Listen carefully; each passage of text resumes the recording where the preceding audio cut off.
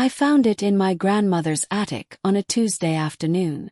An old trunk I'd never seen before, pushed into the corner beneath a dusty window. Inside was a military uniform from 1952, some black and white photographs, and a sealed letter. The envelope was addressed to Margaret Lee, my grandmother's maiden name. But the return address read Private William Harper, a name I'd never heard in my life. Opened it. The letter was a love confession, written by a young Canadian soldier fighting in the Korean War.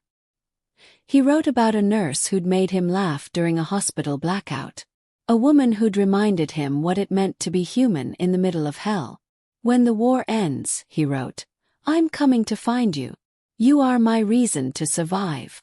But here's the thing. Private William Harper died the day after he wrote this letter. Killed in action on December 8, 1952. He was 22 years old. So how did his sealed letter end up in my grandmother's attic 70 years later? Had to know. I searched military records. I found his sister's family. I traveled to Korea and stood on the hillside where he died. And that's when I discovered the truth. My grandmother had loved him. She'd kept his uniform, his photographs, hidden away for 40 years. She'd written about him in her journal, how he'd made her feel alive, how she'd never forgotten him. But she'd never told anyone. Not her husband. Not her children. Not me. Because there was something else she'd never told us. When she came home from Korea in 1953, she was carrying William Harper's child. My uncle, the man I'd known my whole life, was William's son. And he never knew. This isn't just a story about a lost letter. It's about love that survived death. About secrets carried across decades. About words that waited 70 years to find their way home. And it's about how I discovered that William Harper didn't write just one letter that night. He wrote two. The second one was found in a military warehouse in Korea. Had been mailed but never delivered. Both letters, taking different paths across 7 decades, finally arriving at the same destination. Your words finally reached her, William. They reached all of us. Every story deserves to be heard. Subscribe, like, and leave a comment. Your voice keeps the past alive. The stairs creaked under Grace Miller's weight, each step releasing a small cloud of dust that danced in the afternoon light. At 73, she had learned to take her time with such things. The attic had been calling to her for months now, ever since her mother passed, leaving the old family house in Grace's uncertain hands. Ought to sell it, her daughter had said on the phone last week. Mom, it's too much house for one person. But Grace wasn't ready. Not yet. This house held more than furniture and floorboards. Held whispers. The attic smelled of cedar and thyme. That particular scent of things waiting patiently to be remembered. Cardboard boxes stood stacked against the far wall, their sides softened with age. Grace moved slowly between them, reading labels in her mother's careful handwriting. Christmas 1967, baby clothes, tax records, do not discard. Then she saw it. Pushed into the corner beneath the small octagonal window sat an old steamer trunk, the kind people once took on ocean voyages when traveling meant something grand and permanent. Its leather straps had gone stiff, the brass clasps tarnished to a dull green. Grace didn't recognize it. In all her years growing up in this house, running through these rooms as a girl, raising her own children here, she had never seen this trunk. She knelt beside it, her knees protesting only a little, and worked the clasps. They resisted, then gave way with a satisfying click. The lid lifted with a sigh, as if the trunk itself had been holding its breath. Inside lay a carefully folded military uniform, the fabric worn thin at the elbows but otherwise pristine. The color had faded to a sage green, the kind that spoke of another era entirely. Grace lifted it gently. Beneath it were photographs, black and white, their edges scalloped in that old-fashioned way, and a bundle of letters tied with string that had gone brittle with age. But it was the single envelope, separate from the others, that caught her attention. It was sealed. After all these years, through whatever journey had brought it to this attic, it remained sealed. The address was written in a firm masculine hand. Margaret Lee, care of Sacred Heart Nursing School, Vancouver, British Columbia. Grace's breath caught. Margaret Lee. That was her grandmother's maiden name. She turned the envelope over.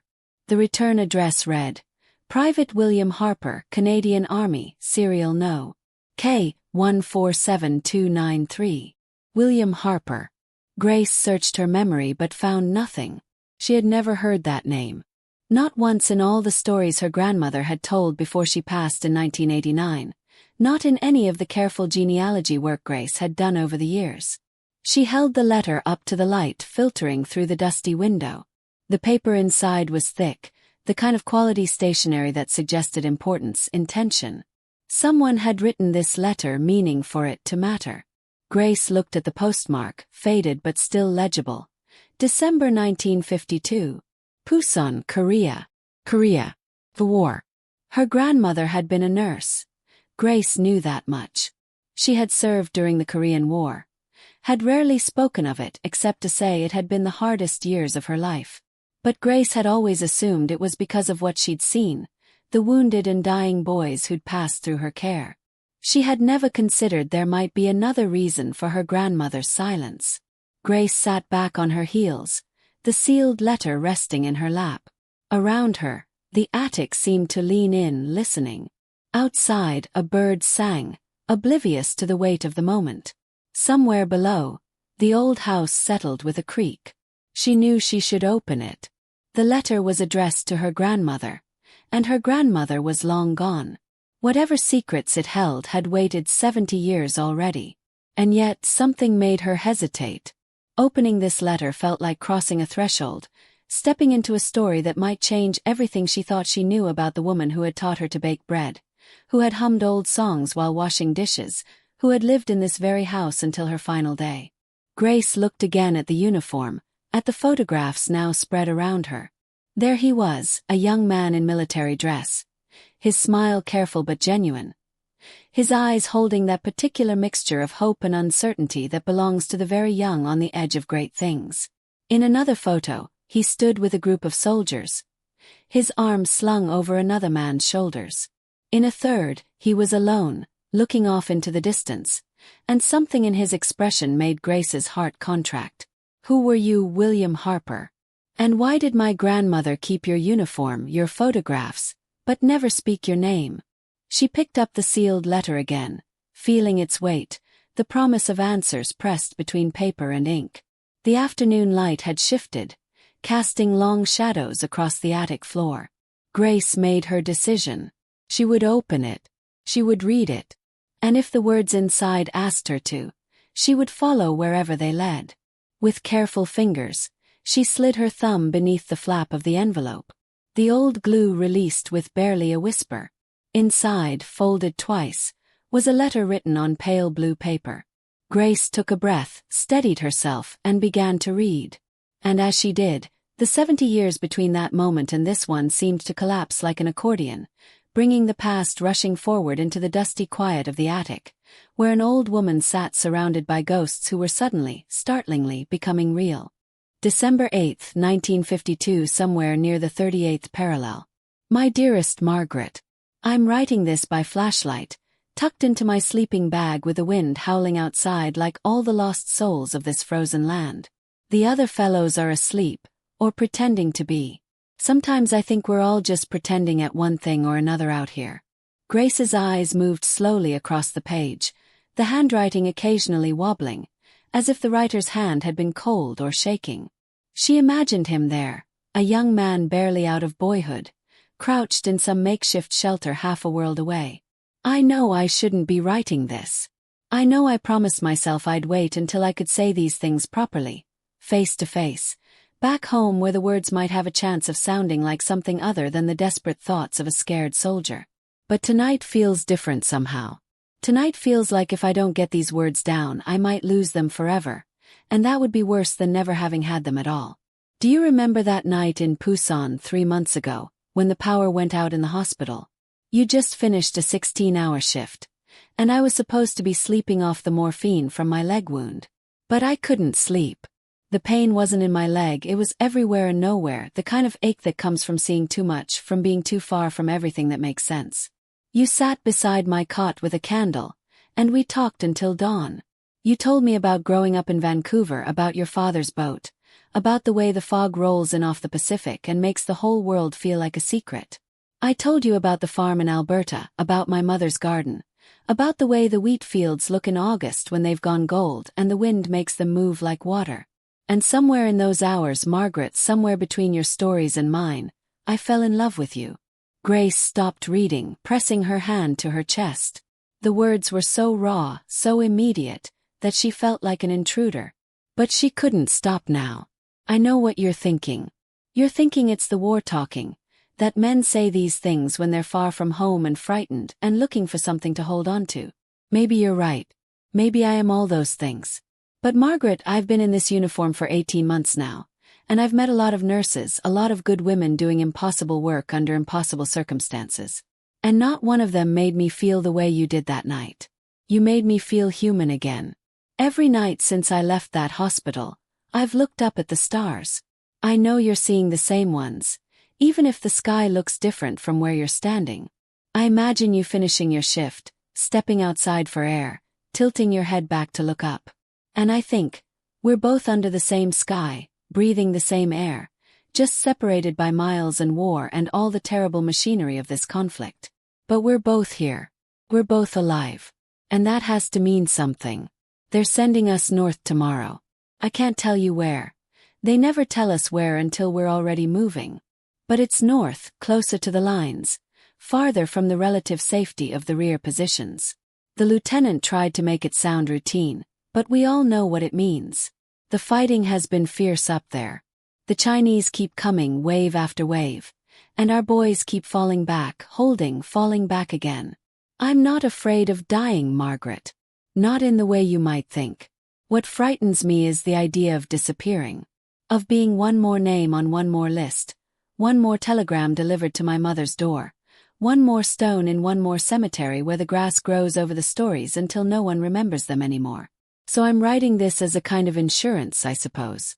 If something happens to me, if I don't make it back to Pusan, if I don't get the chance to say these things to your face, then at least they'll exist somewhere. You'll know that someone loved you, truly loved you, in the middle of all this chaos. When the war ends, and it will end, Margaret, it has to, I'm coming to find you. I don't care if it takes me a year or 10 years to save up the money for the trip to Vancouver. I don't care if you've moved on, if you've met someone else, if you've forgotten the soldier who talked your ear off during a blackout. I'm still coming. Because I need you to know that you saved me. You gave me something to fight for that's bigger than politics or borders or any of the grand reasons they tell us we're here. You gave me a reason to want to live. Grace's vision had gone blurry. She wiped her eyes with the back of her hand, careful not to let tears fall on the old paper. I'm going to mail this tomorrow before we move out.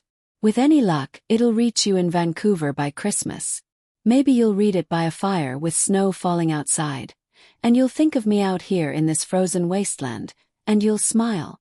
That's all I want, Margaret. Just to know I could make you smile. I'll write again as soon as I can. Promise. With all my heart, William. Grace sat in the attic's dimming light, the letter trembling in her hands. She read it again, then a third time, each word sinking deeper into her understanding. This letter had never been mailed. William Harper had written it, had sealed it, had carried it with him. To where? The front lines. His death. She didn't know. But somehow it had ended up here in her grandmother's attic, still sealed after all these years. Grace looked at the photographs again with new eyes. There was her grandmother in one of them. She recognized her now from other, later photos, wearing a nurse's uniform, standing beside the young soldier. They weren't touching, but the space between them seemed to hum with connection. Her grandmother was smiling, genuinely smiling, in a way Grace had rarely seen in later years. Questions tumbled over each other in Grace's mind. Had her grandmother known about this letter? Had they ever met again after William went north? What had happened to him? And most puzzling of all, why had this letter, this declaration of love, remained sealed? Grace gathered the photographs, the uniform, and the letter, and carried them all downstairs. She had work to do. A story to uncover. A mystery that had waited 70 years for someone to solve it. In the kitchen, she made herself a cup of tea and opened her laptop. The evening stretched ahead of her, full of possibility. Somewhere in the vast digital archives of military records, library databases, and historical documents, William Harper was waiting to be found. And Grace, who had spent most of her life believing she knew her family's story, was about to discover she'd only ever known half of it. September 1952, Mobile Army Surgical Hospital, Pusan, Korea. The smell hit William first, antiseptic trying vainly to mask blood and fear. He'd been carried in on a stretcher 3 hours ago, his left leg torn open by shrapnel. The morphine had dulled the worst of it, but not the confusion, not the way the ceiling kept tilting. "Easy there, soldier." The voice was calm, Canadian like his own but gentler somehow. He turned his head and saw her for the first time. She was younger than he'd expected, with dark hair pulled back beneath her nurse's cap and eyes that had seen too much for someone so young. But when she smiled, something in those eyes lightened. "I'm Nurse Lee," she said, checking his bandage. "And you're Private Harper. How's the pain?" "Tolerable," he lied. She raised an eyebrow. "The last fellow who said that passed out 10 minutes later. How about the truth?" William laughed despite himself. "It feels like someone took a hammer to my leg." "Better." She made a note on his chart. "The surgeon got all the metal out. You're lucky it missed the bone. You'll be back on your feet in a few weeks." "Lucky," William repeated, looking at the rows of cots, at the men who wouldn't be walking anywhere again. "I suppose that's one word for it." Margaret Lee followed his gaze, and her composure slipped for just a moment. "You are lucky," she said quietly. "You get to leave here whole." Over the next 2 weeks, as William's leg healed, he and Margaret fell into a rhythm. She'd check on him during rounds, and he'd try to make her smile.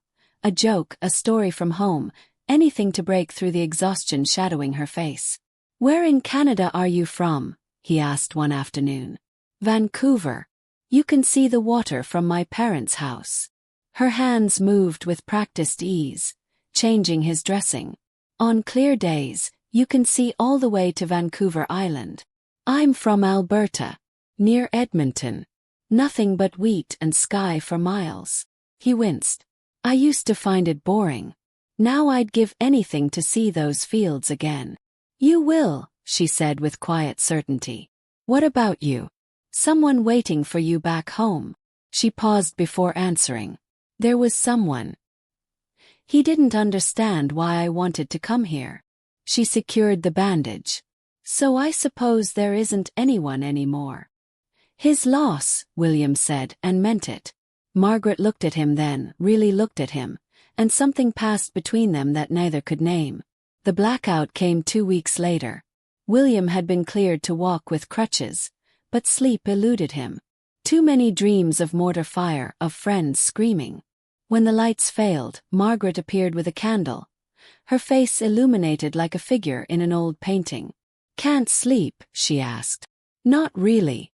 "Come on," she whispered. "Let's get you outside." The night air was cool after the stuffy ward. They sat on the hospital steps, the candle between them, artillery rumbling in the distance. "Does it ever stop?" William asked. "The sound of it in your head?" Margaret was quiet for a long moment. "I don't know yet.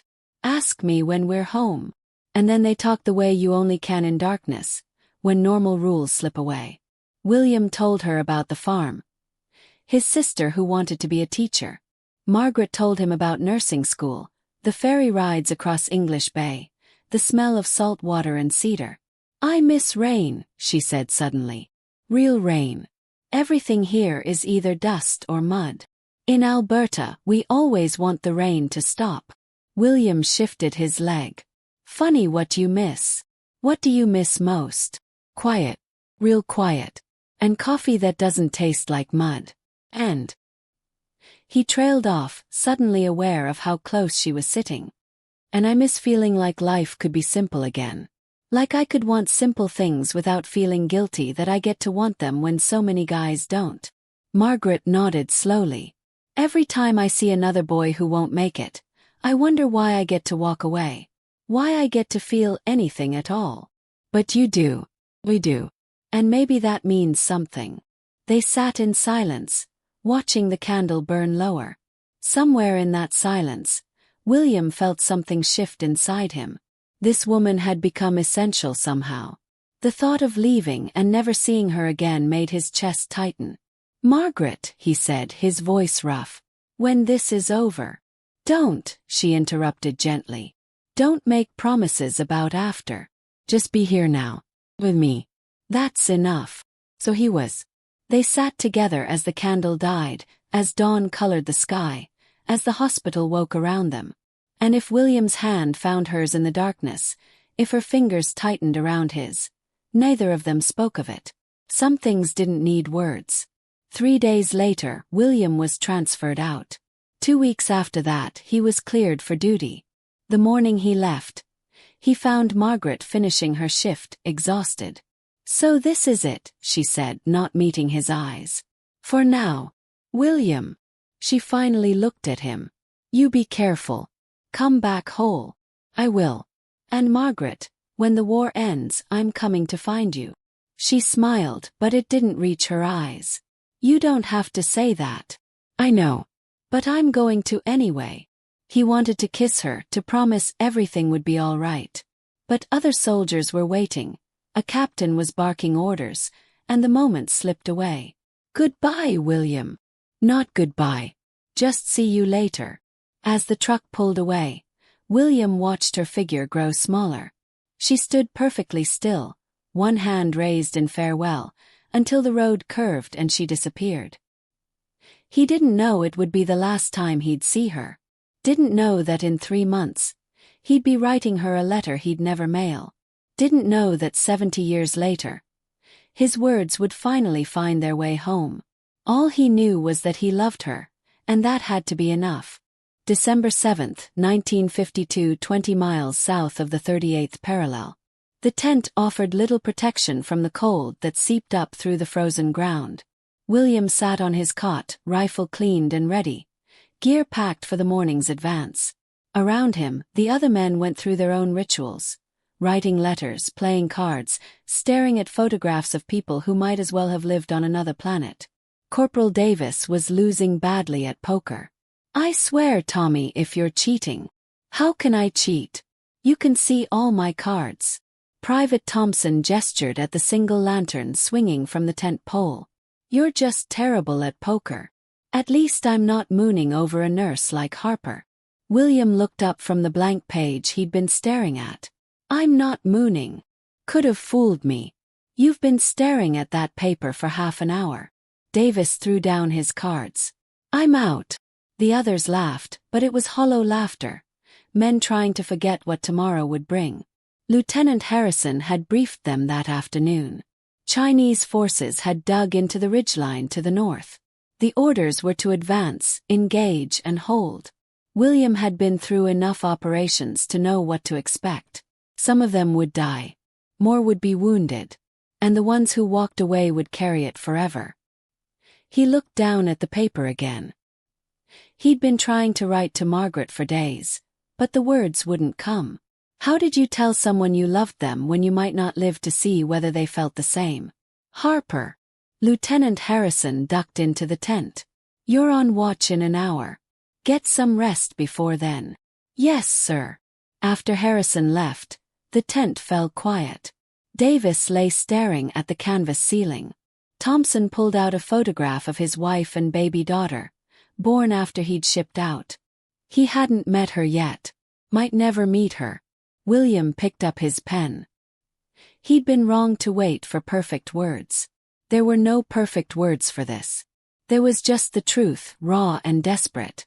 If he died tomorrow, the only thing that mattered was that Margaret knew. He began to write.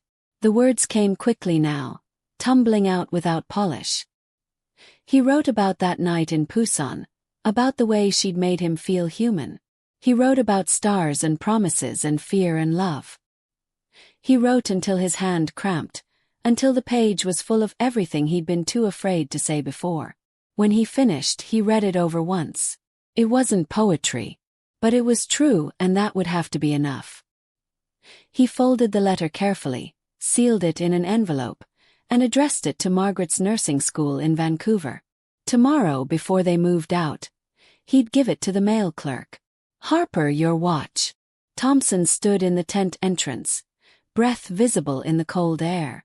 William tucked the letter into his jacket pocket and grabbed his rifle. Outside, the camp was dark shapes and dim lights, men moving like ghosts through the frozen landscape. His watch position was on the eastern perimeter. Private Kim, a Korean augmentee, stood beside him, both scanning the darkness. "Cold," Kim said in careful English. "Very cold," William agreed. They stood in silence, watching and listening. In the distance, artillery rumbled. Someone else's battle. Tomorrow it would be theirs. "You have family?" Kim asked suddenly. William thought of his parents, his sister, Margaret. "Yes." "You?" Kim nodded. "Wife. 2 sons. In Pusan." He pulled out a worn photograph. "They safe. American hospital keeps safe." "That's good. War ends soon," Kim said with desperate conviction. "Then we all go home." The night wore on, cold and still. William's feet went numb despite his boots. Behind them, the camp settled into the light sleep of soldiers who knew it might be their last. At dawn, Harrison roused them. Breakfast was cold rations and bitter coffee. The men gathered their gear in silence, checking weapons, going through mechanical motions that had become ritual. William reached into his pocket for Margaret's letter. It was gone. He searched frantically. His other pockets, his pack, the ground around his cot. Nothing. The letter had vanished during the night, during his watch, during the chaos of breaking camp. "Harper. Let's move." Harrison was already leading the column out. There was no time to search. No time to rewrite it.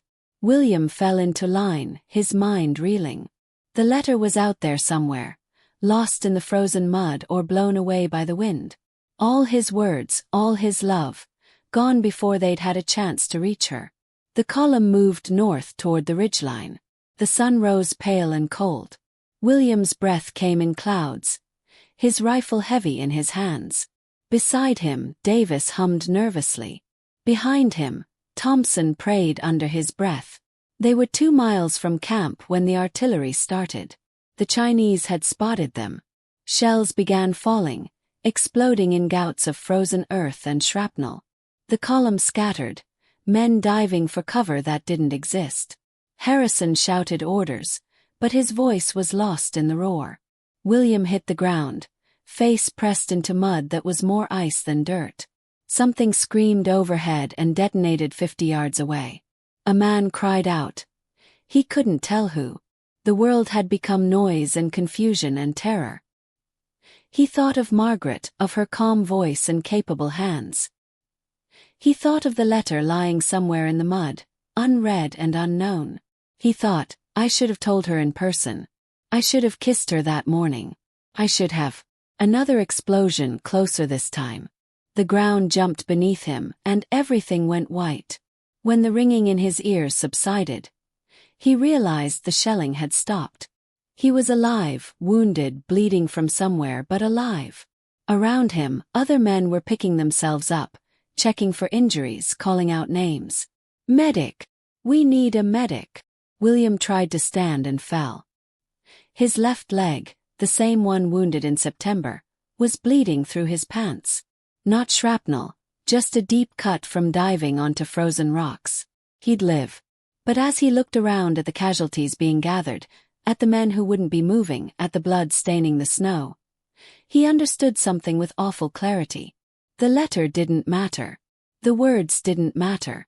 What mattered was living long enough to say them in person, to look Margaret in the eye and tell her she'd saved him. Everything else was just paper and ink. Harper, can you walk? Harrison was beside him, face streaked with dirt and blood. Yes, sir. Then let's move. We've got a ridgeline to take.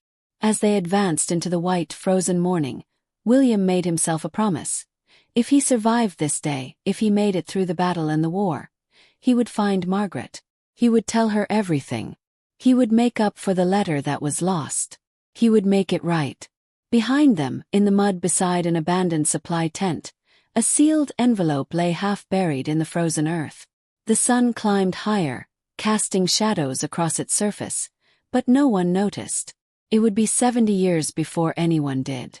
The Veterans Affairs office smelled of old paper and institutional coffee.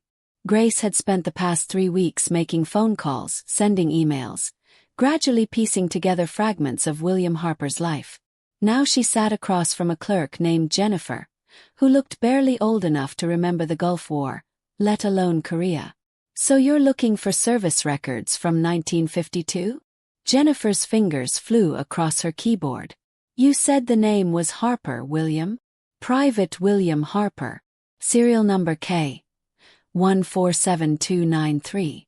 Canadian Army." Grace had the details memorized now. "And your relationship to the veteran?" Grace hesitated. What was her relationship to William Harper? "Family research," she said finally. "My grandmother knew him during the war." Jennifer nodded, still typing. The keyboard clicking seemed very loud. Outside, traffic hummed past, people going about their ordinary Friday afternoons with no idea that Grace was about to uncover a story that had waited 70 years. "Here we are." Jennifer's eyes moved across the screen. Private William James Harper. Born April 14, 1930, in Rocky Mountain House, Alberta. Enlisted October 1950. Deployed to Korea June 1951. She paused, her expression shifting. "Oh." Grace's heart clenched. "What is it?" "He was killed in action. December 8, 1952. During an engagement near Hill 355. Jennifer's voice had gone soft. "He was 22. The office seemed to tilt. Grace gripped the edge of the desk. 22. William Harper had been 22 years old when he'd written that letter, when he'd promised to find Margaret after the war. "Is there anything else?" Grace managed to ask. "Family information." Jennifer scrolled down. Parents were James and Eleanor Harper, both deceased. There was a sister, Ruth Harper. Married name Cunningham. Last known address from 1990 was in Edmonton. "Is she still alive?" "I don't have that information. You'd need to do additional research." Jennifer printed out the service record. "I'm sorry. I know this probably isn't what you were hoping to find." But it was exactly what Grace had been expecting. Young men who died in wars didn't leave love letters lying around by accident. Grace drove home through the gray November afternoon. The facts were falling into place now, but they created as many questions as they answered. William had died the day after he'd written the letter. But how had the letter ended up in her grandmother's attic if it had never been mailed? At home, Grace spread everything out on her dining room table.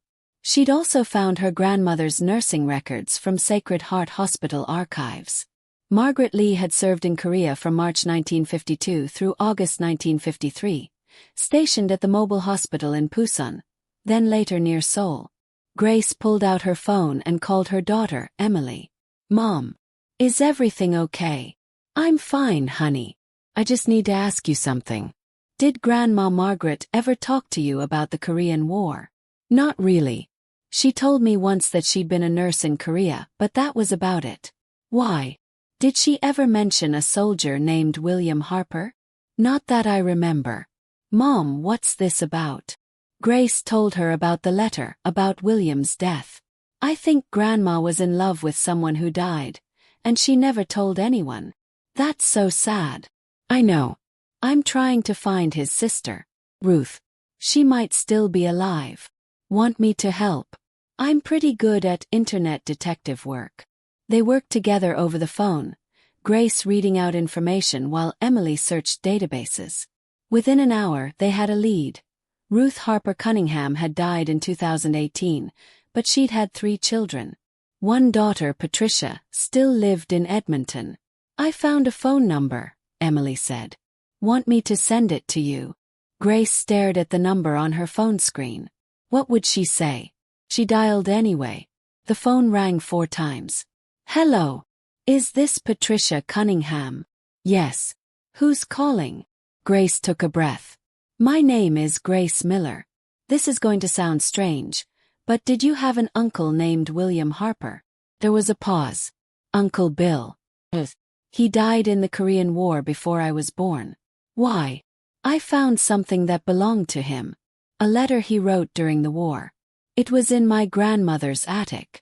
My grandmother was Margaret Lee. She was a nurse in Korea. Another pause, longer this time. Margaret Lee. Let me. Hold on a second. Grace heard rustling footsteps. Then Patricia came back on the line, her voice urgent. My mother told me a story once. About Uncle Bill. She said he'd written letters from Korea, and in one of them he mentioned a nurse. Margaret. He said when the war was over, he was going to marry her. Patricia's voice caught. We always wondered what happened to her if she'd known he died. My grandmother tried to find her after the war, but she'd already left Korea. Mom said Grandma died still wondering. Grace pressed her hand to her chest. My grandmother married my grandfather in 1955. She lived in this house until she died in 1989. She never talked about Korea, never mentioned your uncle. But she kept his uniform, his photographs, and this letter. It was sealed. What did it say? He told her he loved her. That he was coming to find her after the war. Patricia was crying now. Can I see it? The letter? Yes, of course.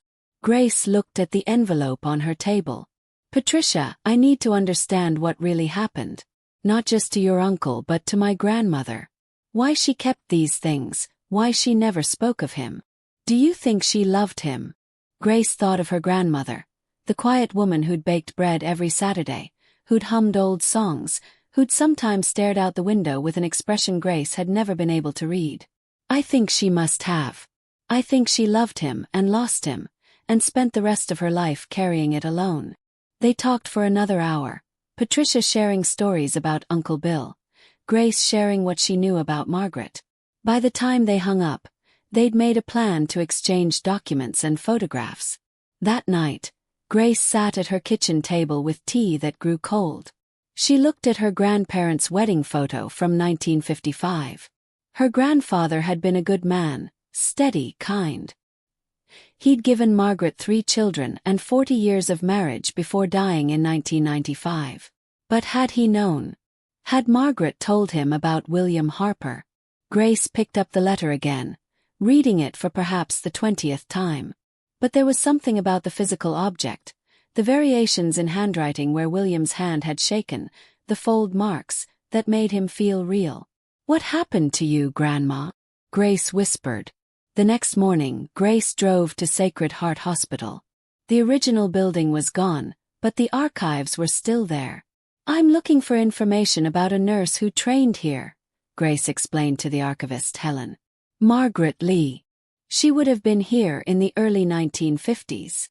Helen returned with a dusty box. We have her training records, some photographs and...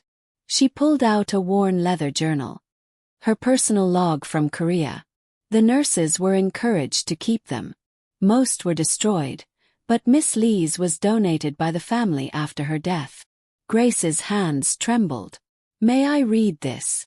You can't remove it from the building, but you're welcome to sit here as long as you need. Grace opened the journal to the first page. March 15, 1952. Arrived in Busan today. The smell alone tells you everything about war. She read through entries about the work, the wounded, the exhaustion. And then, September 3, 1952. A new patient today. Shrapnel wound. He made me laugh. I can't remember the last time I laughed here.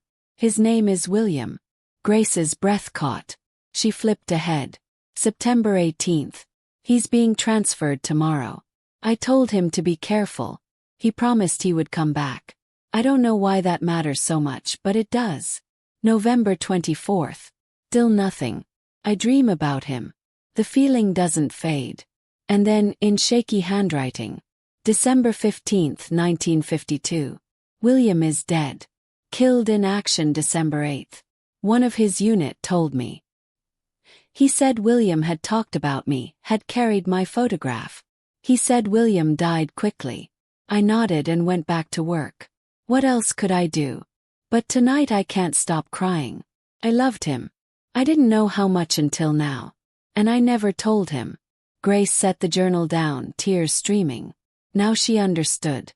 Margaret had loved William, had lost him before she could tell him, had carried that loss into her marriage and through all the years. The entries after December grew shorter, more clinical. Margaret threw herself into work, volunteering for the hardest cases, the longest shifts. She stayed until August 1953, months after the armistice. The final entry. August 28, 1953. I'm going home tomorrow. I feel like I'm abandoning him. But I can't stay. I have to try to build some kind of life. I'll never forget him. I'll never stop loving him. But I have to try to live anyway.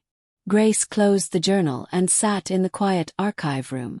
Margaret had gone home, married Thomas Miller 2 years later, had children, built a life. But she'd kept William's things hidden, a secret shrine to the love she'd lost. Grace called Patricia. I found her journal.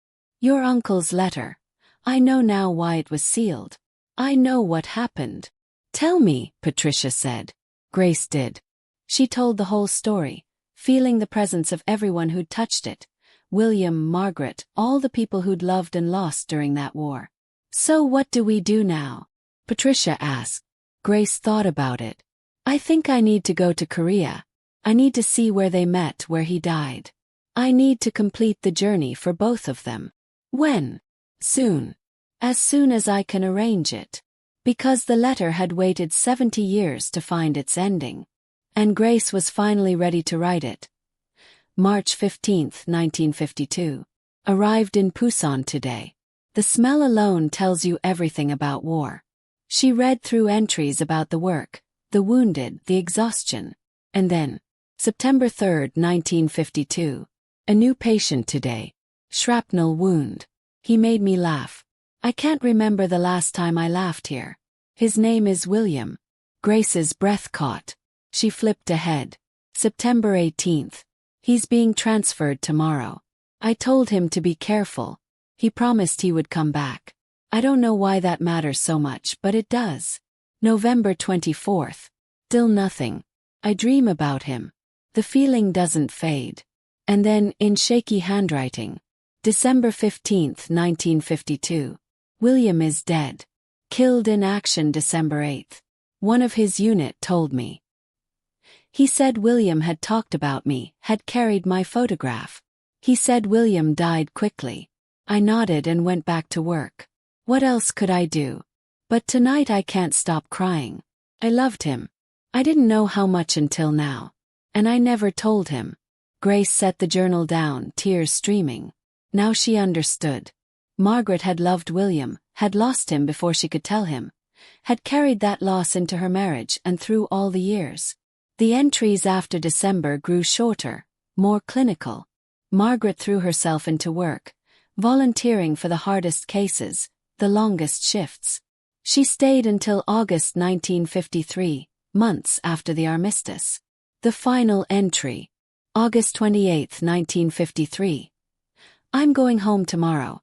I feel like I'm abandoning him. But I can't stay. I have to try to build some kind of life. I'll never forget him. I'll never stop loving him. But I have to try to live anyway. Grace closed the journal and sat in the quiet archive room. Margaret had gone home, married Thomas Miller 2 years later, had children, built a life. But she'd kept William's things hidden, a secret shrine to the love she'd lost. Grace called Patricia. I found her journal. Your uncle's letter. I know now why it was sealed. I know what happened. Tell me, Patricia said. Grace did. She told the whole story, feeling the presence of everyone who'd touched it. William, Margaret, all the people who'd loved and lost during that war. So what do we do now? Patricia asked. Grace thought about it. I think I need to go to Korea. I need to see where they met, where he died. I need to complete the journey for both of them. When? Soon. As soon as I can arrange it. Because the letter had waited 70 years to find its ending. And Grace was finally ready to write it. The flight from Vancouver to Seoul took 13 hours. Grace spent most of it staring out the window at clouds and ocean, the sealed letter in her carry-on bag, William's uniform carefully folded in her checked luggage. Patricia had wanted to come, but her health wouldn't permit the journey. Instead, she'd given Grace a packet of William's letters to his family, photocopies worn soft from repeated reading. "Bring him home," Patricia had said at the airport, hugging Grace goodbye. "Not his body. I know that's impossible. But bring his story home. Let people know he mattered." Now, stepping out of Incheon Airport into the bright April morning, Grace felt the weight of that promise. She was 73 years old, traveling alone to a country she'd never visited, chasing a story from before she was born. Her daughter Emily had called it crazy. Her friends had worried. But Grace had never been more certain of anything in her life. Her guide, a woman named Ji-won Park who spoke excellent English, met her at arrivals with a sign bearing her name. Mrs. Miller. "Welcome to Korea." Ji-won was perhaps 40, efficient and warm at the same time. "I understand you're here for historical research. About the Korean War." "Yes. My grandmother was a nurse here. And there was a soldier." Grace found herself suddenly emotional, the jet lag and the enormity of the journey catching up with her. "I'm trying to understand what happened to them." Ji-won's expression softened. "Many people come here looking for stories. The war separated so many families, so many loves. Come, your hotel is in Seoul, but I thought we might drive through the city first, let you get oriented." Seoul was nothing like Grace had imagined. Where she'd pictured ruins and poverty from 1950s photographs, instead she found a gleaming metropolis of glass towers and ancient palaces, subway systems and street markets, technology and tradition existing side by side. The war was 70 years past, and Korea had transformed itself so completely that the battlefield her grandmother had known might as well have been on a different planet. "It's hard to imagine," Grace said as they drove past modern shopping districts and crowded streets, "that this was all devastated." "Koreans are good at rebuilding," Ji-won said simply. "We had to be. But we also remember. The war memorials, the museums, we keep the stories alive. For the people who died, and for the ones who saved us." That afternoon, after Grace had checked into her hotel and napped for a few hours, Ji-won took her to the War Memorial of Korea in central Seoul. The building was massive, its grounds filled with tanks and artillery pieces, monuments and sculptures dedicated to the fallen. Inside, Ji-won led her through exhibits detailing the war's progression: the North Korean invasion in June 1950, the desperate fighting around Pusan, the UN forces' arrival, the advance north, the Chinese intervention, the bloody stalemate that followed. Photographs showed young soldiers from a dozen nations, including Canada, all of them looking impossibly young. In one section, Grace found a display about the medical corps.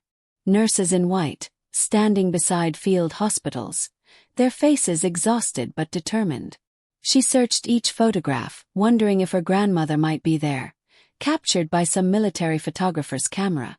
But the faces were anonymous, their stories lost to time.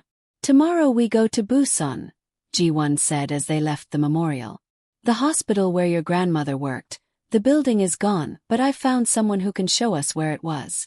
And I've been in contact with the Canadian embassy. They're helping us locate information about the soldier, Private Harper." "Thank you," Grace said. "I know this is probably strange, me coming all this way for people who died so long ago." "It's not strange. Love doesn't have an expiration date." Ji-won smiled. "My own grandmother lost her fiancé in the war. Korean man killed defending Seoul. She married someone else, had children, lived a long life. But every year on the anniversary of his death, she lit a candle. She never forgot. Love doesn't let you forget." That evening, alone in her hotel room, Grace carefully unpacked William's uniform. The fabric still smelled faintly of cedar and age. She laid it out on the bed, along with the photographs and the letter. Tomorrow she would take them to Busan, to the place where William and Margaret had met. It felt important, somehow, to bring these remnants of their love back to where it had begun. The train to Busan the next morning took less than 3 hours, covering ground that would have taken days in 1952. Grace watched the countryside fly past, mountains and rice paddies, small towns and industrial complexes. Ji-won sat beside her, reviewing notes on her tablet. The hospital was near Busan Port, she explained. The area is completely redeveloped now. Shopping centers, apartments. But the port itself is still there, and I found an old map that shows where the medical facilities were located. In Busan, the air smelled of salt and fish and engine exhaust. The city sprawled along the coast, modern and bustling, betraying no hint of the desperate wartime base it had once been. Grace tried to imagine her grandmother here, young, scared, far from home, tending to an endless stream of wounded soldiers. Ji-won led her through narrow streets to an overlook above the port. Here, she said, pointing to a spot where apartment buildings now stood. According to the records, this is where the mobile hospital was positioned in 1952. The buildings are all new, but the view is the same. Grace looked out over Busan Harbor. Ships moved in and out, commerce flowing where once supplies and reinforcements had arrived. The water glittered in the afternoon sun, and gulls wheeled overhead, their cries mixing with the sounds of traffic and construction. She pulled out the photograph of William and Margaret standing together, that careful distance between them charged with unspoken feeling. They would have looked out over this same water, breathing this same salt air. William would have been shipped out from this port, heading north to the front lines. Margaret would have stood here after learning of his death, trying to comprehend that he was gone. "Can we go down to the water?" Grace asked. They descended through the modern city to the waterfront, where a small park had been built along the shore. Families walked their dogs, elderly people practiced Tai Chi, children played on swings. It was utterly, beautifully ordinary. Grace found a bench facing the ocean and sat down. She opened her bag and took out William's letter, now protected in a plastic sleeve but still in its original envelope. She'd carried it halfway around the world, this piece of paper that held so much love and loss. "Ji-won, could you read this?"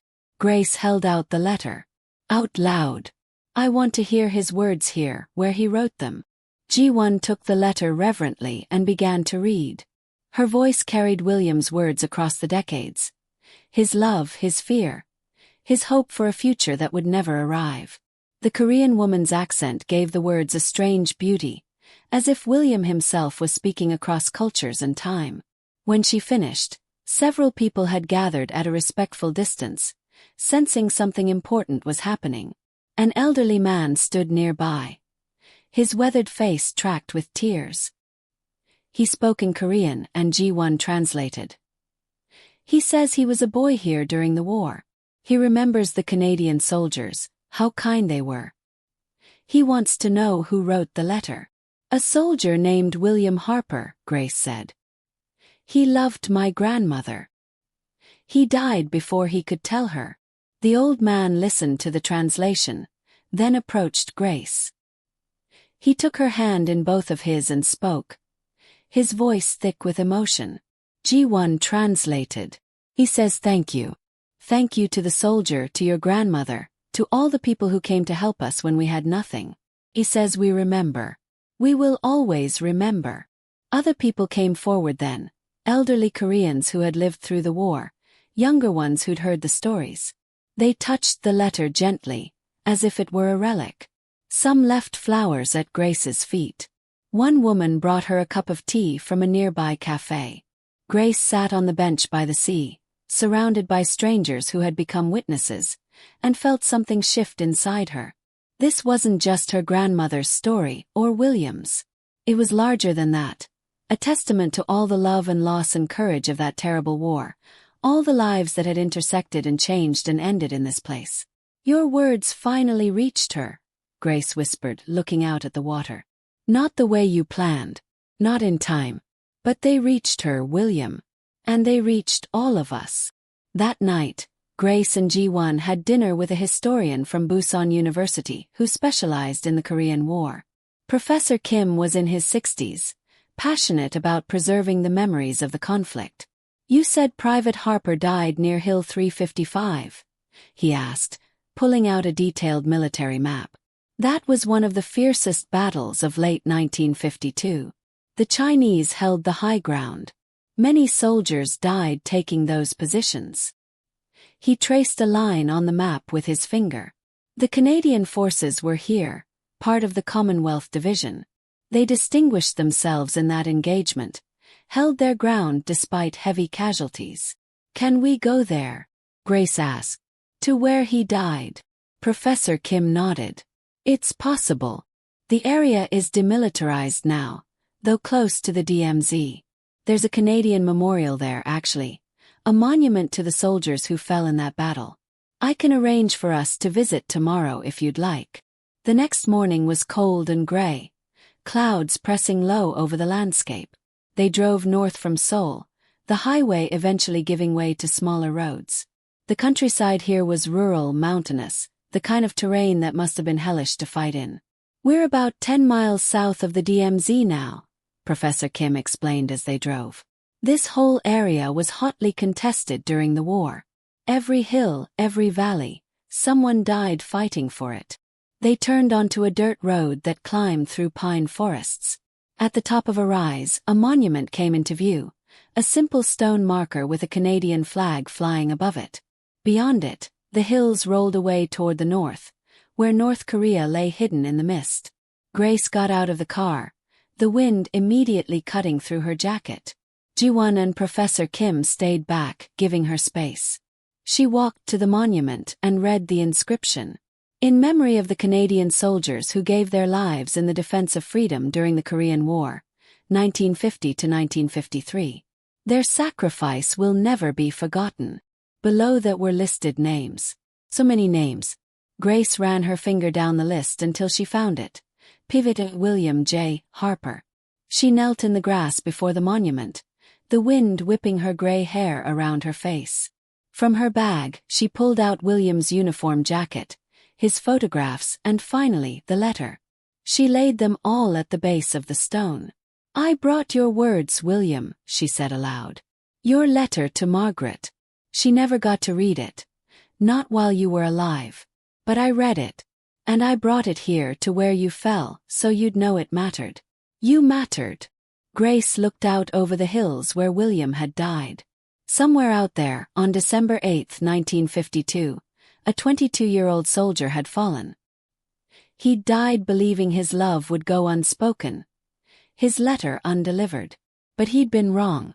"Margaret loved you too," Grace continued, tears streaming down her face. "She wrote about you in her journal. She said you made her laugh, that you were special. She loved you and she never forgot you. She kept your things for 70 years. She carried you with her for the rest of her life."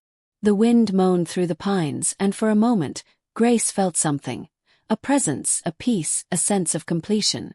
She couldn't explain it rationally, but she knew in that instant that William Harper heard her. That somehow, across time and death, her words had found him. "Your love wasn't lost," she whispered. "It just took a long time to arrive. But it arrived, William. It finally arrived."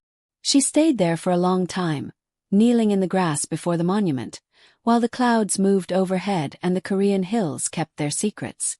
Behind her, Ji-won and Professor Kim waited patiently, understanding that some moments can't be rushed. Finally, Grace stood. She left the uniform and photographs at the monument, but she kept the letter. That was going home with her. That was the story that needed to be told. As they drove back towards Seoul, Professor Kim said quietly, "You've given him something precious, Mrs. Miller. You've given him a voice. Too many soldiers died in silence. But not Private Harper. His story will be remembered now." "That's all I wanted," Grace said. "For him and my grandmother. For all of them. I just wanted someone to remember that they loved. And it mattered." That evening, Grace stood on her hotel balcony overlooking Seoul, the city lights spreading out like a constellation. She thought about her grandmother, who'd stood in Busan 70 years ago, looking out at a different Korea. Broken, desperate, at war. Margaret had left this place carrying William's memory, had returned to Canada and built a life despite her broken heart. And now Grace had returned for her, had completed the journey Margaret could never make. "I think I understand now, Grandma," Grace said to the Seoul skyline. "You couldn't come back because it would have broken you. But I could. I could carry your love here and William's, and let them both rest." In her hand she held William's letter, the paper soft with age and travel. Tomorrow she would fly home to Vancouver. She would see Patricia and share everything she'd learned. She would write down the whole story, every detail, so it wouldn't be lost. But tonight, she simply stood in the Korean darkness and let herself feel the presence of all the love and loss that had brought her here. The letter had crossed an ocean and 7 decades. It had survived war and silence and forgetting. And now, finally, it was ready to speak. Grace returned to Vancouver on a Thursday afternoon in late April, stepping off the plane into familiar rain and the scent of cedar and salt water. The journey had changed something in her. She moved differently now, carried herself with a new sense of purpose. Emily met her at arrivals, her face anxious until she saw her mother emerge from customs. "Mom, how is it? Are you okay?" Grace hugged her daughter tight. "I'm more than okay. I found what I was looking for." Over coffee at Emily's house, Grace spread out everything she'd collected. Photographs from Korea, notes from Professor Kim, the memorial information about William's final battle. And most precious of all, the letter, now worn from travel but intact.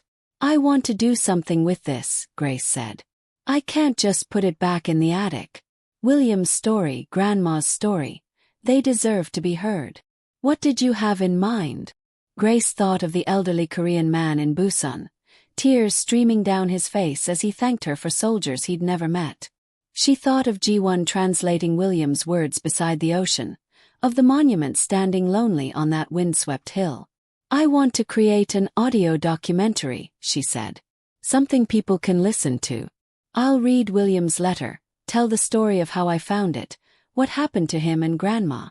I'll include the recordings I made in Korea. Professor Kim talking about the battle, the sounds of Busan Harbor. I want people to feel like they're there, experiencing it all." Emily's eyes lit up. "I can help with that. My partner does audio production. He has all the equipment. And I bet the CBC would be interested. They do those historical features all the time." Over the next 2 months, Grace worked on the documentary with an intensity that surprised everyone, including herself. She interviewed Patricia in Edmonton, recording her memories of what her mother had told her about Uncle Bill. She found other Korean War veterans through the Royal Canadian Legion and recorded their stories. An archivist at Sacred Heart Hospital let her copy pages from Margaret's journal, which Grace read aloud for the audio, her voice catching on the entry where her grandmother had learned of William's death. The heart of the documentary, though, was William's letter. Grace read it slowly, carefully, letting each word carry its full weight. As she spoke into the microphone in Emily's partner's home studio, she felt William's presence somehow, as if reading his words aloud was finally delivering them the way he'd intended. With love, with hope, with the desperate wish to be remembered. "When the war ends, and it will end, Margaret, it has to, I'm coming to find you." Grace read, her 73-year-old voice carrying the words of a 22-year-old soldier. "Because I need you to know that you saved me. You gave me something to fight for that's bigger than politics or borders or any of the grand reasons they tell us we're here. You gave me a reason to want to live." In the control room, Emily wiped her eyes. Grace could see her through the glass, could see the way the story was working its way into her daughter's heart, just as it had worked its way into hers. They titled the documentary, "The Letter That Waited," a love story from the Korean War. Grace submitted it to CBC Radio's documentary program, not really expecting anything to come of it. But 3 weeks later a producer called. "Mrs. Miller, this is extraordinary. We'd like to air it. Would you be willing to do some additional interview segments? Maybe include a phone-in component where listeners can share their own Korean War stories." The documentary aired on a Sunday evening in early September, timed to coincide with the anniversary of when William and Margaret had met in Busan. Grace listened to it at home, alone in the house where her grandmother had lived, where William's things had waited in the attic for 70 years. Hearing her own voice tell the story, hearing William's words read aloud with the sound of Busan Harbor in the background, Grace felt a profound sense of completion. She had done what needed doing. She had given voice to a love that had been silenced. The response was immediate and overwhelming. The CBC switchboard lit up with calls. People wanted to share their own stories. Veterans who'd served in Korea, families who'd lost loved ones, children and grandchildren discovering secrets their elders had kept.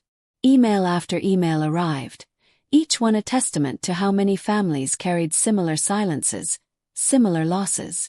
One email came from a woman in Toronto. "My father served in Korea but never spoke of it. After hearing your documentary, I asked him again. He finally told me about a nurse he'd loved there, who died in a bombing raid. He'd carried her photo for 60 years. Thank you for giving me the courage to ask, and him the courage to remember." Another from a man in Calgary. "I'm 89 years old. I was at Hill 355. I knew Bill Harper. We called him Harper, not William. He was a good soldier, a good friend. I've thought about him every day for 70 years. Wondered if anyone remembered him. Now I know someone does. Thank you." Grace read every message, answered every email. Patricia called from Edmonton, crying with joy. "My mother would have been so proud. Uncle Bill's story. He's not forgotten anymore. He matters." But the message that changed everything came 3 weeks after the documentary aired. It was late evening when Grace's phone rang, an unknown number with a Vancouver area code. "Hello, Mrs. Miller. My name is David Chen. I'm not sure how to explain this. I'm a translator for the Canadian Embassy in Seoul. A colleague sent me your documentary." "Oh." Grace's heart began to beat faster, though she didn't know why. "I work with historical documents, helping to process and translate materials related to the Korean War.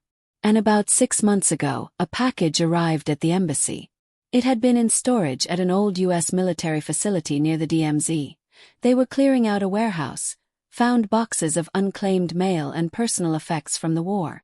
Grace sat down slowly. "Go on."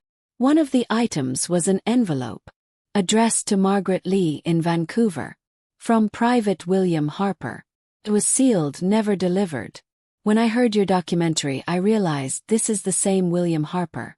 The same Margaret Lee." Grace's hand shook so badly she nearly dropped the phone. "That's impossible. Have his letter. I found it in my grandmother's attic." "With respect, Mrs. Miller, I don't think you do. Or rather, you have a different letter. The one I have is postmarked December 7, 1952. The day before he died. The letter in my possession was written the night before his final battle, just as your documentary described. But this one was actually mailed. It was in the military post truck when the truck was hit by artillery fire. The mail scattered, most of it was destroyed, but some was recovered by local villagers and eventually turned over to U.S. forces. It's been sitting in storage for 70 years. Grace couldn't speak, couldn't breathe. "Mrs. Miller, are you still there?" "Yes." "You're saying there are 2 letters?" "It appears so. William Harper must have written 2 letters that night, or perhaps one was a draft and one was the final version. I can't be certain. But the letter I have is addressed to your grandmother, and it was never delivered. Would you like to see it?" "Yes," Grace whispered. "Please." "Yes." They met the next day at a cafe near the embassy. David Chen was a young man, perhaps 30, with kind eyes and careful hands. He carried a weatherproof archival envelope. "Before I show you," he said, "I should tell you the letter was damaged. Water damage, probably from lying in mud after the truck was hit. Some portions are illegible, but most of it can be read." He opened the envelope and carefully removed a plastic sleeve containing old paper, stained and torn but still intact. The handwriting was William's. Grace recognized it immediately. But this letter was different. Where the one she'd found in the attic had been carefully composed, this one was raw, written in obvious haste. The words ran together in places, the ink had bled, but the emotion was unmistakable. Grace read it slowly, her hands trembling. Margaret, no time to write this properly. We're moving out at dawn. Heavy engagement expected. I need you to know if something happens. I wrote you another letter, a better one, said everything right. But I'm not sure I'll have a chance to mail it. So I'm writing this too just in case. Love you. That's all that matters. I love you and I wanted a life with you. Wanted to wake up next to you every morning. Wanted to grow old with you, wanted everything. If I don't make it, know that you made me happy. In the middle of this hell, you made me feel human. You made me remember what I was fighting for. Tell my mother I'm sorry. Tell Ruth I love her. But Margaret, tell yourself that I died thinking of you, loving you, grateful I got to know you at all. Yours always, William. Grace set the letter down carefully, tears streaming down her face. David Chen pushed a box of tissues across the table. So he wrote 2 letters, she said finally. One careful and complete, one desperate and quick. The careful one he kept with him. It never got mailed, ended up in my grandmother's attic somehow. And this one, the real goodbye, was mailed but never delivered. It seems so. Grace thought of her grandmother, waiting in Busan for a letter that never came, never knowing that William had written her one final message of love before he died. She'd lived her whole life thinking he'd gone into battle without writing to her, without saying goodbye. My grandmother died in 1989, Grace said. She never knew about this letter. Never knew he'd tried to reach her. I'm sorry, David said quietly. I thought.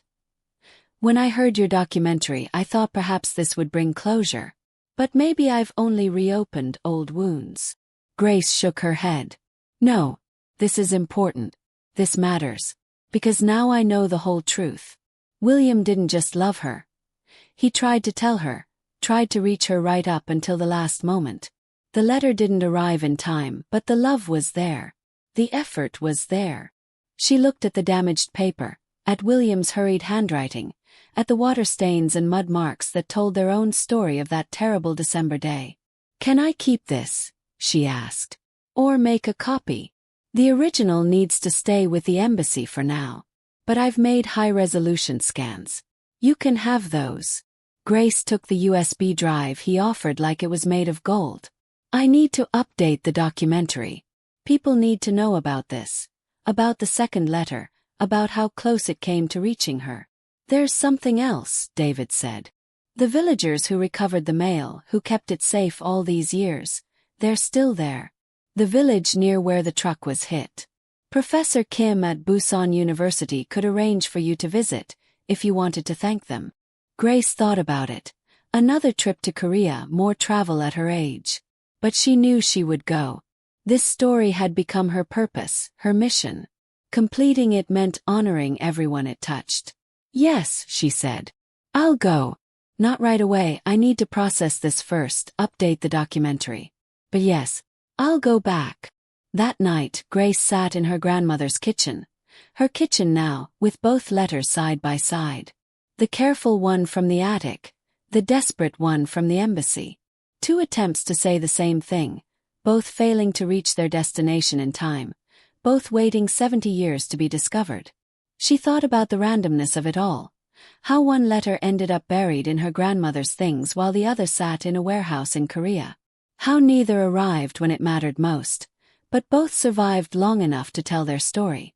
And she thought about her grandmother, who'd gone to her grave believing William had died without saying goodbye, who'd carried that particular sorrow for 40 years. I wish you'd known, Grace whispered to the empty kitchen. I wish you'd known he tried. That he wrote to you twice, that he loved you so much he couldn't say it just once. I wish you'd known you mattered to him until the very end. But perhaps, Grace thought, there was a kind of beauty in the mystery her grandmother had carried. Margaret had loved William without confirmation, without proof that he'd felt the same. She'd kept his memory alive not because of what he'd written but because of what she'd felt. That was its own kind of courage. Grace picked up her phone and called Emily. I need to go back to Korea. And this time I think you should come with me.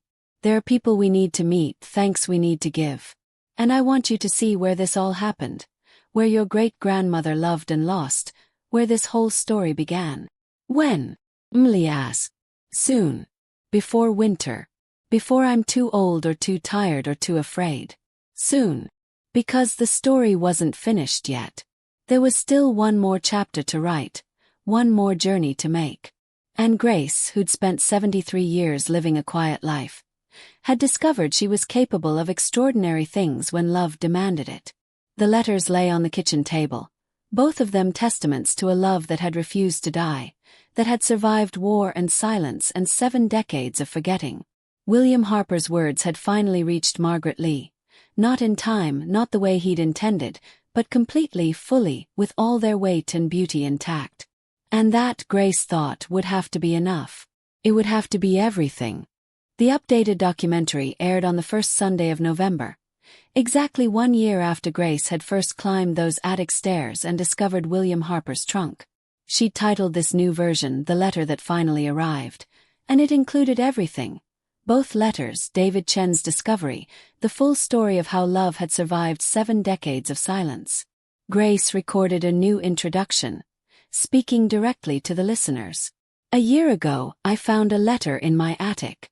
I thought it was the end of a story, a sad tale of wartime love cut short by death. But I was wrong. It was only the beginning. What I've learned since then is that love doesn't obey the rules we think it does. It doesn't stay neatly in the past. It doesn't quietly disappear when people die. Love persists. Wait. It finds a way. The response to the updated documentary was even stronger than the first time. News outlets picked up the story. The Toronto Star ran a feature. Maclean's magazine did a profile. Grace found herself at 73, briefly famous for uncovering a love story that had waited longer than most marriages lasted. But the most important response came 3 days after the broadcast, in the form of an email to the CBC. Dear Mrs. Miller, my name is Thomas Miller Jr. I'm writing from Australia, where I've lived for the past 40 years. I'm your uncle, your mother's brother, though we've never met. We had a falling out with the family long ago, and I've had no contact with Canada since the 1980s. But a friend here sent me the link to your documentary. And I need to tell you something I've carried for 50 years, something my mother, your grandmother Margaret, told me just before she died. Grace's hands shook as she continued reading. The night before she passed, Mom asked me to come to her room. She was very weak, but her mind was clear. She said she needed to tell someone the truth before she died, and I was the only one there. She told me about Korea, about a soldier named William Harper who she'd loved. She said he'd been killed before they could have a future together. And then she told me something that shocked me. After the war, she'd returned to Vancouver pregnant with his child. That child was me. Grace stopped reading. The room seemed to tilt. She said that when she got home, she was ashamed, terrified of what people would think. This was 1953. Unmarried mothers faced terrible stigma. Her parents wanted to send her away, have the baby adopted. But then she met Thomas Miller Sr., a kind man who'd been injured in the war and sent home early. She told him the truth, and he offered to marry her, to raise the child as his own. He never asked for anything in return except that she try to love him, try to make a life together. She said she did try. She grew to love him in her own way. He was a good father to me, a good husband to her. But she never forgot William Harper. She said every time she looked at me, she saw William's face. I never told anyone this. After Mom died, I was so angry. Angry that my whole life had been built on a lie, that the man I'd called Dad wasn't my biological father, that she'd kept this secret for 35 years. I left Canada shortly after, cut ties with the family. I've regretted it ever since, but by then too much time had passed. Mrs. Miller, Grace, I'm writing to tell you this because you deserve to know the full story. William Harper didn't just leave a letter behind. He left a son. Me. And through me, he left grandchildren and great-grandchildren. His blood didn't die on that Korean hillside. Survived. Still here. If you're willing, I'd like to reconnect. I'd like to know the family I walked away from. And I'd like to help you finish telling William Harper's story. The whole story, including the part where his love created life even after his death." Grace read the email 3 times, then a fourth. Her uncle. Her mother had always said her brother Thomas had moved to Australia and didn't keep in touch, but Grace had never known why.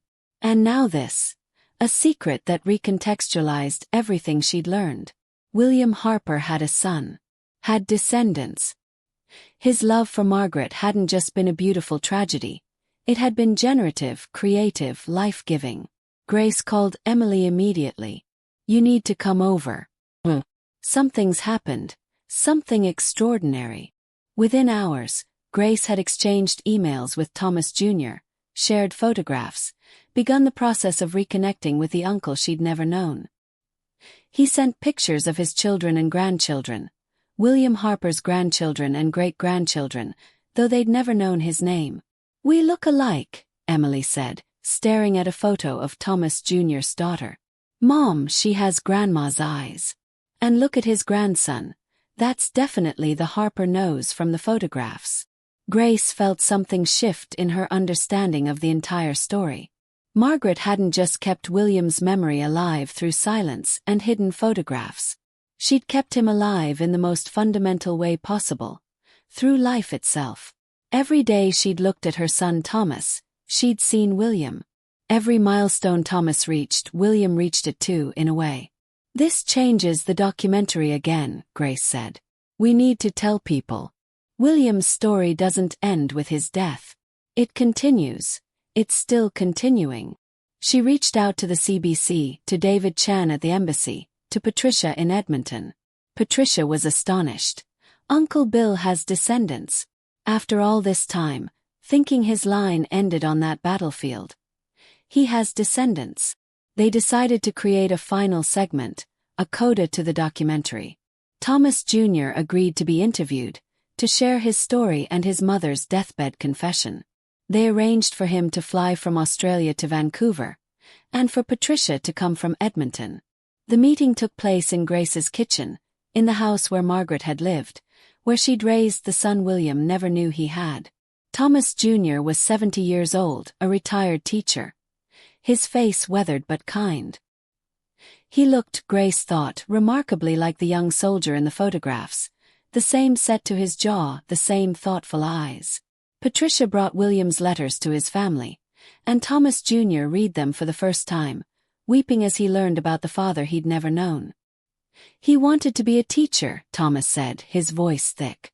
"Look, he wrote that to his sister. He wanted to teach after the war. And I became a teacher. I never knew why it called to me, but now." He trailed off, overcome. They spent 3 days together, piecing together the full story, recording conversations for the final documentary segment. Emily filmed them on her phone. 3 generations connected by a love story that had taken 70 years to fully emerge. On the last evening, they sat together in Grace's living room. Thomas Jr. held the 2 letters. Both of them, the careful one and the desperate one. His father's final words. "May I read them?" he asked. Out loud. They nodded, and Thomas began to read his father's words. His voice cracked on certain phrases. "You gave me a reason to want to live. When the war ends, I'm coming to find you. Yours always." When he finished, they sat in silence for a long moment. Then Patricia said quietly, "He did come back. Not the way he planned, but he came back. Through you, Thomas. Through your children. William Harper came home." The final documentary segment aired in late November. Grace read a closing narration she'd written and revised a dozen times. "When I found William Harper's letter a year ago, I thought I was uncovering a tragedy. A love lost to war, words that arrived too late, lives that never intersected the way they should have. But I was only seeing part of the story. The full truth is more complex, more beautiful, and ultimately more hopeful than I could have imagined. William Harper and Margaret Lee loved each other across an impossible distance, in impossible circumstances. William died before they could build a future together. His letters never arrived in time. By every measure, their love should have ended on that Korean hillside in December 1952. But love doesn't end when we expect it to. Persists in unexpected ways. Creates. Endures. William's love gave Margaret a son, even though he never knew it. That son grew up to become a teacher, just as William had dreamed of doing. He raised children who raised children. William Harper's blood runs in the veins of people scattered across 2 continents, people who are living full, rich lives, people who are, in a very real sense, his victory over death. And Margaret, my grandmother, carried William's love for 40 years, through a marriage that was built on honesty and kindness, through children and grandchildren, through all the ordinary joys and sorrows of a long life. She didn't forget him. She didn't diminish him. She gave him the honor of her continued love, even as she built a life with someone else. This is what I've learned. Love doesn't need to be perfect to be real. It doesn't need to get its happy ending to matter. William and Margaret didn't get to grow old together. They didn't get their white picket fence and Sunday mornings and golden anniversaries. But what they had was real, and it changed the world in ways they never imagined. 2 letters, written in desperation and sealed with hope, have finally arrived at their destination. Not in Margaret's hands, she's been gone for 35 years. But they've arrived in the hands of everyone who's heard this story. They've arrived in the hearts of William's descendants, who now know where they came from.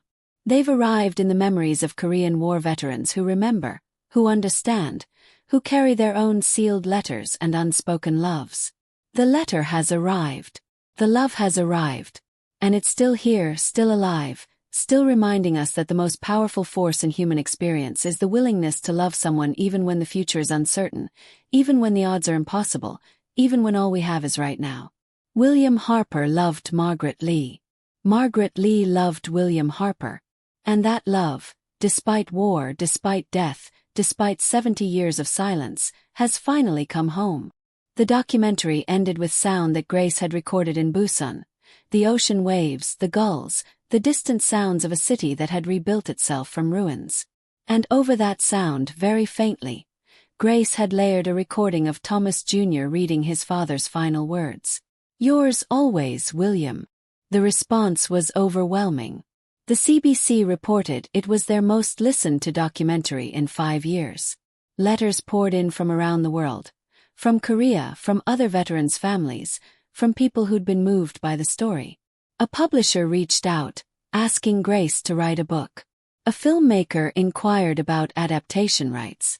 But the response that mattered most came on a quiet Tuesday afternoon in December, exactly 71 years after William Harper had died. Grace was home alone, sorting through yet another box of letters from listeners, when her doorbell rang. She opened it to find an elderly man, perhaps 90, leaning on a cane. "Mrs. Miller." "Grace Miller." "Yes. My name is Robert Davis. I was a corporal in William Harper's unit. I was there the day he died." Grace's breath caught.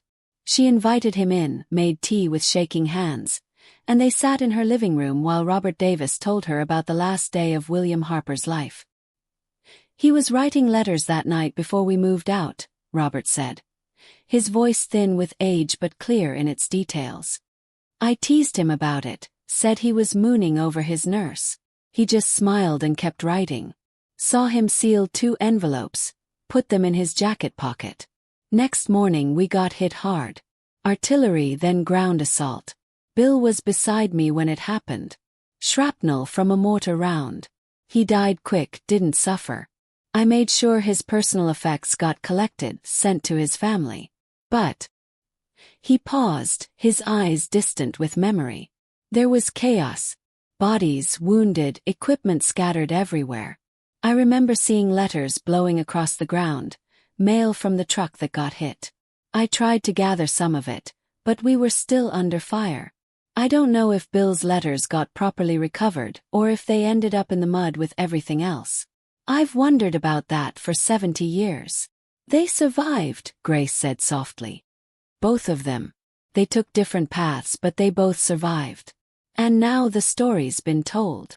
Robert Davis nodded slowly. "I'm glad. Bill was a good man. He deserved to have his love remembered.